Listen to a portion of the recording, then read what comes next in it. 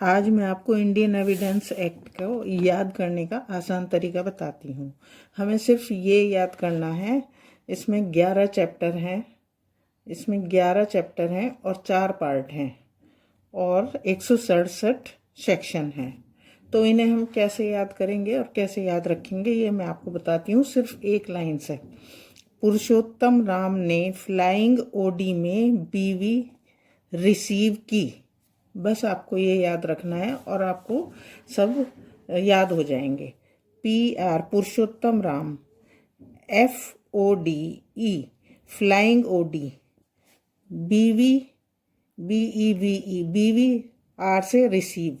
ऐसे पूरे 11 चैप्टर ये कंप्लीट हो जाते हैं और इनके पार्ट पुरुषोत्तम राम से एक पार्ट में आएगा, फ्लाइंग ओडी दूसरे पार्ट में आएगा, बीवी तीसरे पार्ट में आएगी और रिसीविंग 4th पार्ट में आएगा। अब आप ये देखें कि ये 1872 में बना था और 1 सितंबर को एनफोर्स हुआ था। तो पार्ट 1 में प्रिलिमिनरी PR मतलब पुरुषोत्तम राम हो गए। रेलेवेंसी ऑफ फैक्ट आप जब याद करेंगे और आप पढ़ेंगे तो आपके लिए इजी रहेगा कि आप इसको ठीक से याद कर सकें। पार्ट 2 में oral evidence, documentary evidence, exclusion of documents, तो ये चारों आ जाएंगे। तो ये फ्लाइंग ओडी हो गया। ओडी कार है ना, उससे आप याद कर सकते हैं।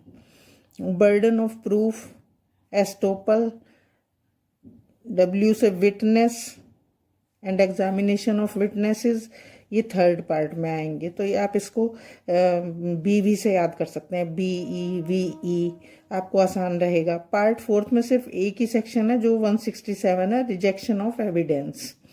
तो आप ऐसे इसको याद कर सकते हैं। और प्रिलिमिनरी में 1st पार्ट में पुरुषोत्तम राम में P में 1 से 4 तक सेक्शन है। फिर 555 आप साबुन से याद रख सकते हैं, 555। उसके बाद facts which need not to be proved, F flying 56 से 58 तक है। उसके बाद 59 और 60 में ओरल एविडेंस हैं, O 60 से O याद कर सकते हैं। डॉक्यूमेंट्री एविडेंस 61 से 90A तक है और 100 तक आपके सारे एक्सक्लूजन ऑफ डॉक्यूमेंट्स भी हो जाता है। 100 तक ये कंप्लीट हो जाता है। फिर आपके पास बर्डन ऑफ प्रूफ आ जाता है 101 से 114 में। फिर आपको 115 पे एस्टोपल लग जाता है 117 तक। फिर विटनेसेस आते हैं 118 से 134 तक।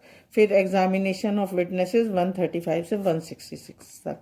इस तरह से आप याद कर सकते हैं। और इंडियन एविडेंस एक्ट में आर्बिट्रेटर इंक्लूड नहीं है, ये आप याद रखें। Thank you.